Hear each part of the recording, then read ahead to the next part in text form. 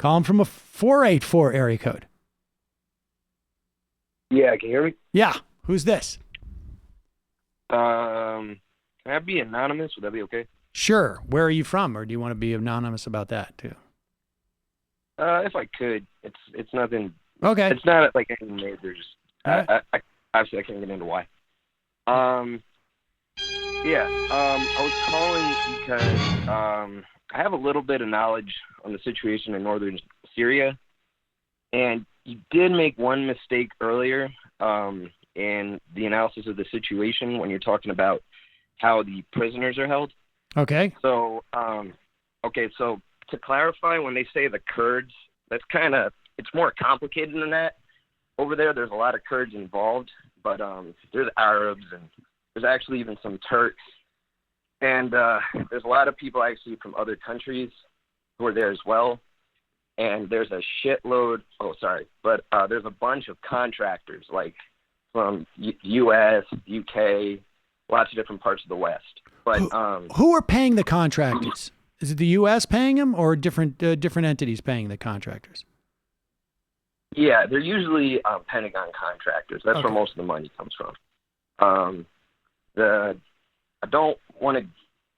Basically, like, a lot of them are like either ex-cops or, have been like in some form of military service at some point. Right. And then it's just like it pays a lot better if you get into that, and you have like a lot more freedom. It's more dangerous in some ways because you can you can be left alone. Yeah, no, I remember this from the Iraq War. There was a lot of contractors. They had a lot more latitude, but there was also times where it's like, oh, you guys got surrounded.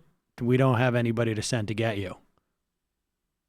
Yeah. I lost a couple of friends that way one time.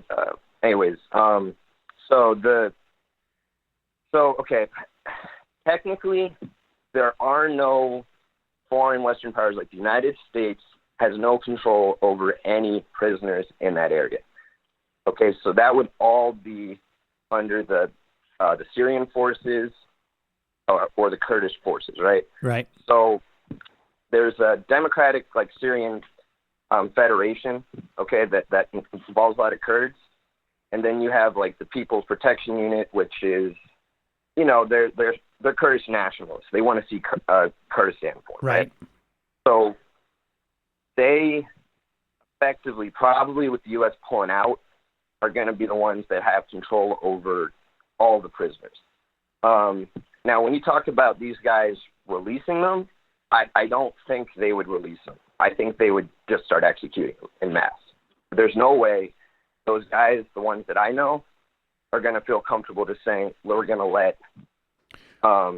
These guys who we captured and we were fighting against and trying to kill 3 months ago, we're not going to let them go because they're going to go get armed again and they're going to come back and fight us. It's difficult to convince them to not just shoot them in the head to begin with. Put it that way. Okay. Like they don't like the idea that they even have to put them in prisons. That's like a testy subject. I don't want to get into like all the details of everything that goes down over there and whatever.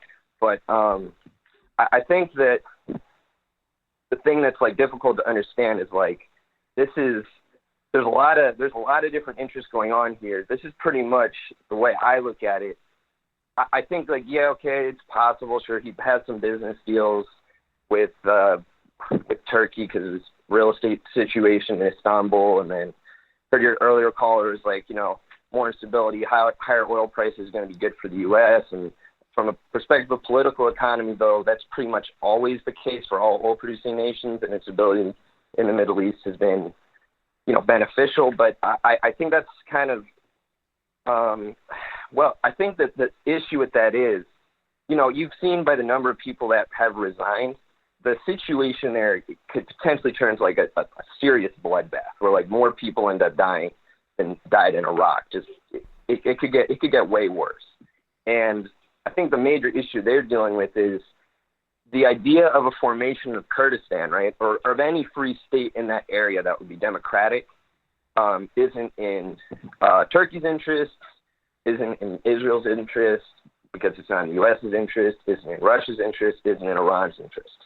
So they're really surrounded by enemies on all sides. The Kurds don't really have any friends, real friends in that area. And now with this occurring, even though they're still going to have contractors working with the Kurds, I guarantee it, they're still going to be sending them a bit of aid because, I don't want to get into that. But they're basically surrounded on all sides. And I just, whatever's going to happen there going forward, it's been inevitable, is going to probably involve like a lot of people dying. No, pretty much no way out of it. And as far as those prisoners go, when I hear people saying like they're just going to let them go loose, you got to understand, these people are really dedicated to their cause, and they would not just say, oh, we're going to allow ISIS to reform. I'm pretty sure they would execute every single person in those prisons before they would allow somebody to go out and reconstitute ISIS. That's just, I just think that's very detached from the reality on the ground, in my personal experience. Well, I mean, fair enough. I mean, people have to, obviously take this with a grain of salt. You're anonymous. It sounds like you, so people can make their own assessment about this story. But what you're saying, I mean, it did occur to me, the idea that they would release 10,000 prisoners would be at a time where they feel like they have to wage a war against Turkey, seems to me to be hard to imagine. I would be very concerned that those people would reconstitute and fight me again. And which is not. Where are you going to release them? Right. Where are you going to take them to release them? Like, you got to think. Think about it practically, okay? You've got a Sunni, like a Wahhabi extremist, okay, who like thinks that your ethnic group should be basically extinguished. You've captured them to a bloody war where you've been killing people they knew, they've been killing people you knew. Where are you going to put them? Are you just going to like take them out in a pickup truck in the desert and say walk that way? It's just put a bullet in the back of their head. It doesn't make any sense. Like I don't know. Like I don't know what's going to stop that from happening. But it's like I think a lot of this, the whole idea of like releasing the prisoners, I don't even understand how that would work practically. Well, let me ask you this. I mean, this might be outside of your your purview, and I get the sense that you had some firsthand experience, obviously, in this region. I mean, I can imagine under what context it would be, and I get what you're saying in terms of the idea that a successful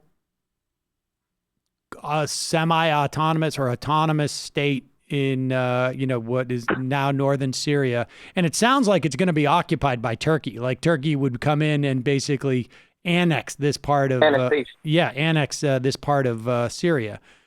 But I understand the idea that it's not in the interests of Turkey or Iran or anybody to have an autonomous region there. But I still don't understand, like, what Trump, like, I don't think, let's put it this way.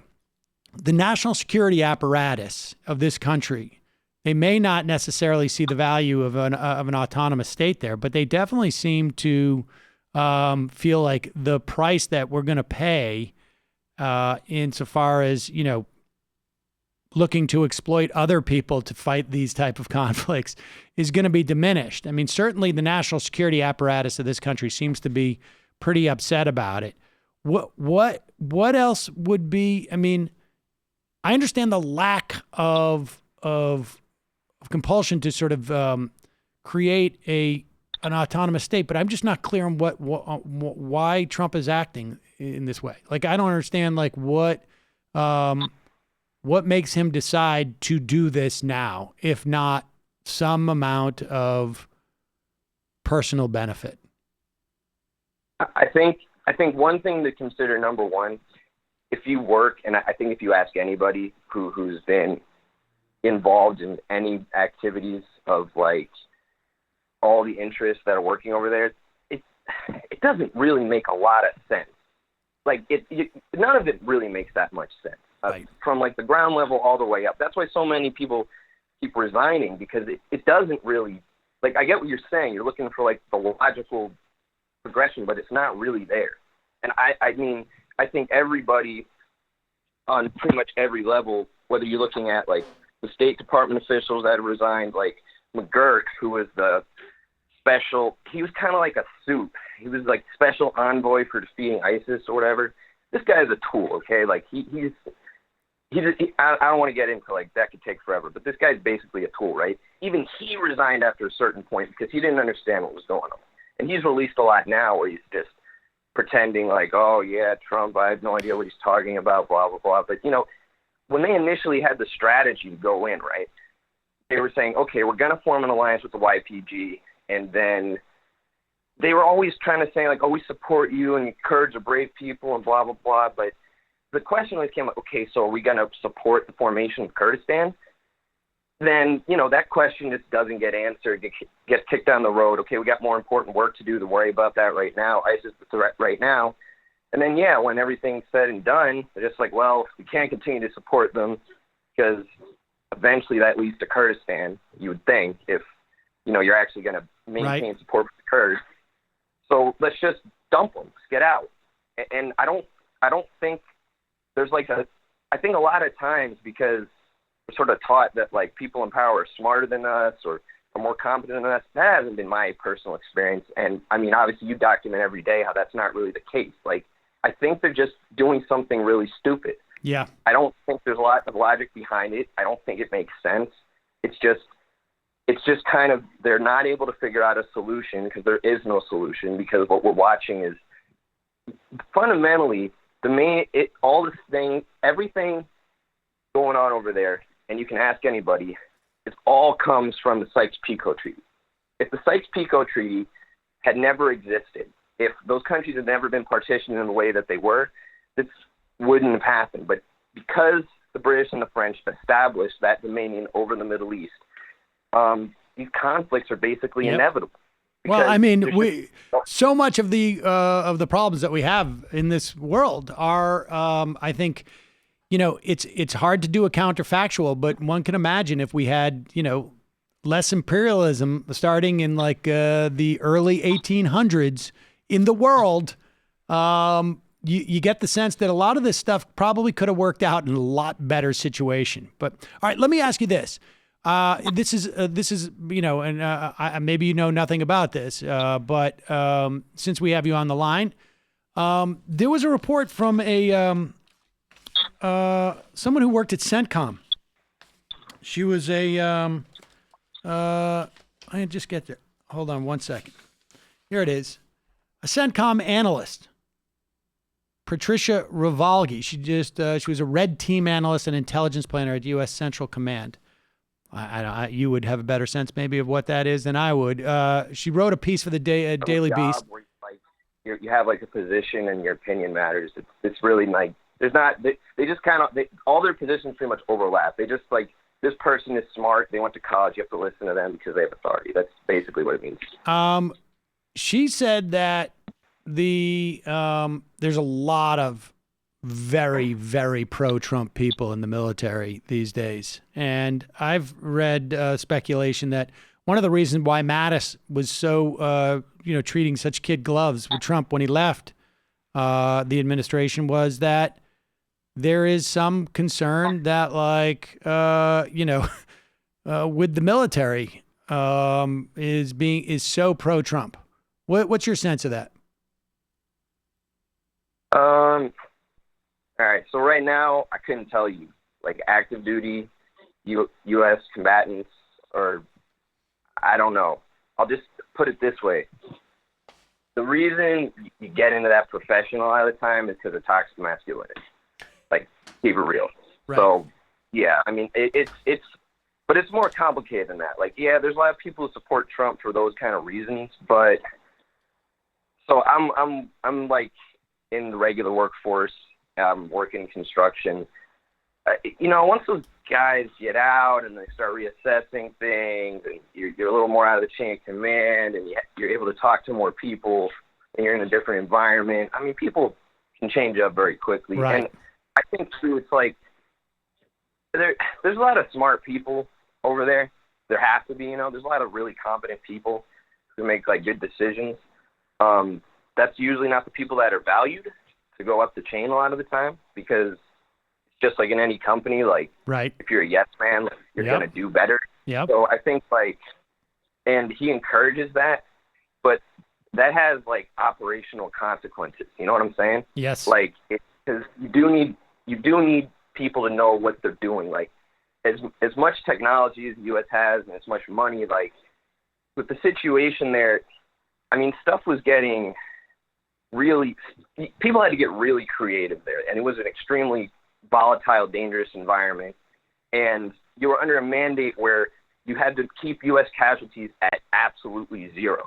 I mean, the consequence for people finding out that Americans were in danger, Americans were in combat in Iraq at that time, was probably like they prioritized that over actually losing a life. Like, they cared more about the imagery around it. Right. And you had to have really creative people who were very competent at their jobs, executing that well.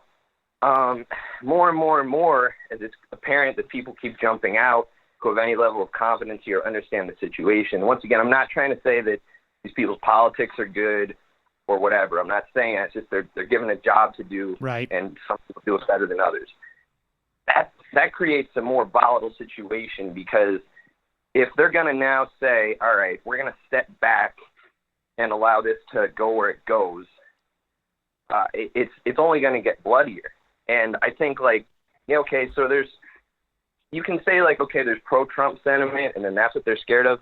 People follow orders, man. Like, they do what they're told. I don't care. Like, if you're there and you're in that situation, like right now, I'm sure there's guys who don't want to leave, who are like, okay, I guess I got to go. Like, you just do what you're told. Like, it's a very top-down situation.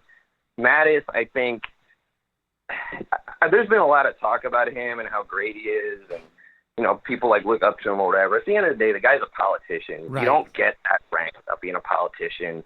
It's just like of any business or anything else. That's why I think there was conjecture that he was worried about his constituency, and he's not. He doesn't have a popular constituency. He has a corporate constituency. I mean, all of his power comes from the top. Nobody elected him to anything. Right. He's a good speaker. I mean, he seems pretty well read. He seems pretty intelligent. He is good at his job. Well, but I mean, he doesn't. Listen, I don't see any reason why he should. We got to wrap up here, but I appreciate you calling in. Call in again. Wait, can I ask one question? Yeah.